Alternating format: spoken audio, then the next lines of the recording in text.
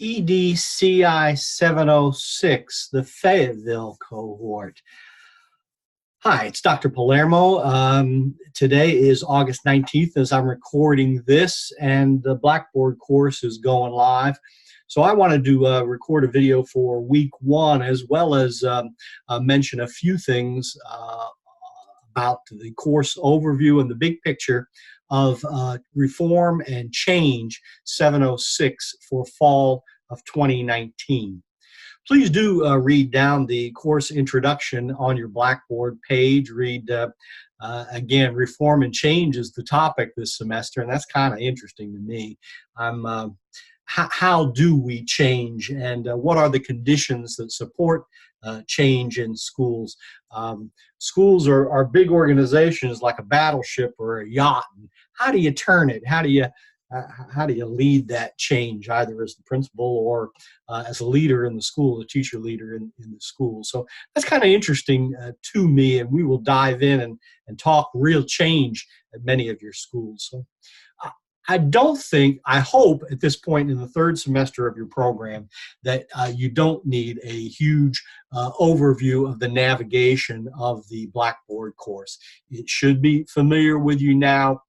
You should have information and support that you can access as you need to. You should have specific program information here that you know about but can access as you need to.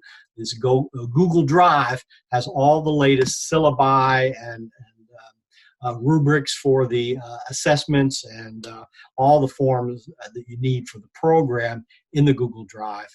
The TLMS are here.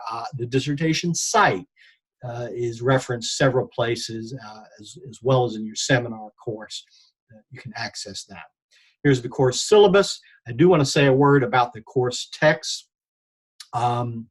Leading in a Culture of Change is something that I would like you to get and start reading as soon as possible. I would like to do something with Fullen in our first face-to-face. There are two texts that are kind of cookbooks about PLCs and formative assessments at work in PLCs. Again, we're going to do extensive work in both of those, and get a hold of those and start reading them soon.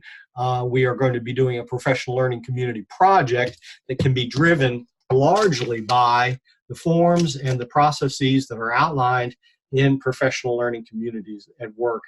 This is a Perry Graham and William Ferreter text. It's been written by a couple of local folks, and you might find that interesting. Bill Ferreter is a former teacher of the year in Wake County and a big PLC guy.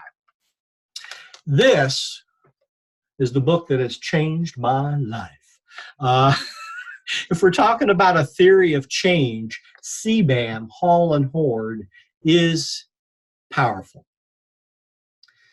I'll say that again. If we're thinking about how schools, organizations change, shift, Hall and Horde have some ideas that I think are going to resonate with you. CBAM, the concerns-based adoption model, is a theory of change. So whether you ascribe to that or not, get and start reading Hall and Horde, and that's going to be an important text for us. Here are the three face-to-face meetings listed. I'll see you in Fayetteville September 14th and 15th. We'll be back for October 12th and 13th, and November 23rd and 24th is right before Thanksgiving. But I hope that those will be opportunities for us to do some good peer sharing and peer assessment of your evidences. Now, what do you think about evidences so far this in the program? We are continuing, that is, to complete an evidence, the PEC, that you should be well underway with.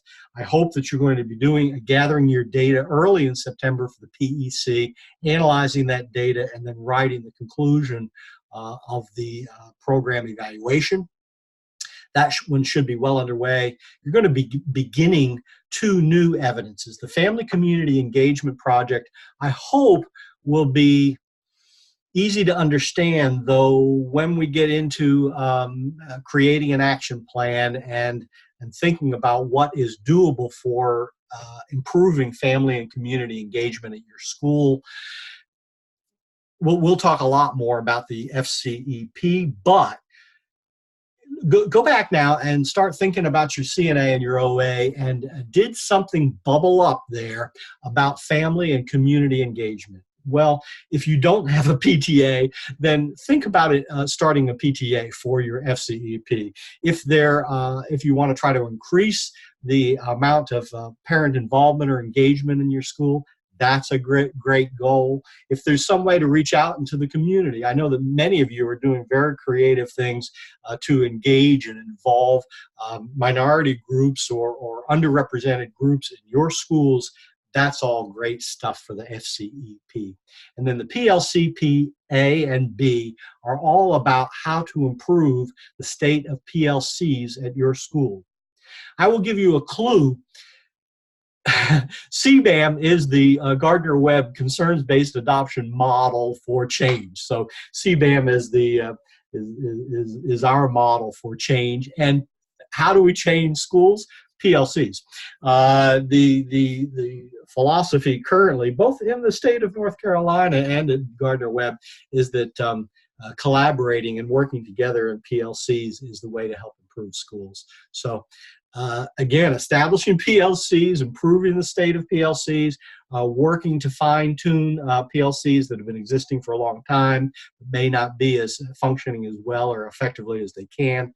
That's the thrust of the PLCP.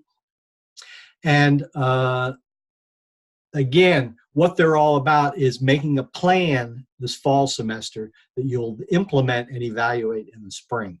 So remember, I hope some wise words that I shared with you back in the spring. Less is often more in these action plans, and picking something small and measurable that you can prove you have improved and changed is the thrust of these projects. So we are in pre-week one as I write this, as I speak to you on August 19th. Week one is August 26th to the 23rd. Get started, please. Send for the books and get started reading. Hall and Hoard is right up front in your reading. Do review your CNA to think about the focus for the FCEP. Do catch us up on anything good that's happened this summer or prayer requests if you want to share those. Think about Hall and Hoard and change. There are principles of change that are outlined in Chapter 1 that I want you to think about and respond to in the discussion board. But change. The only human who likes change is a baby with a dirty diaper, is a quote for you from, I'm pretty sure that was Samuel Clemens, Mark Twain. Change is learning. Change is a process. Change, it's in organizations, it's about individuals. Nice bridge diagram there to think about. Interventions are the key to change. So this is how you lead change as a school leader. And surprisingly, one of the principles, number 9, is that mandates can work. When we're talking about change, we're not talking about a minor change, but in schools and organizations, we're talking about major shifts. But implementing the Common Core curriculum was a major shift that occurred in schools a few years back. That's the kind of change that we're talking about when we're talking about leading and implementing change. A whole new math series being introduced in your district. So the teachers are going to need to be trained, and the parents are going to need to be involved. I've lived through several math adoptions and changes.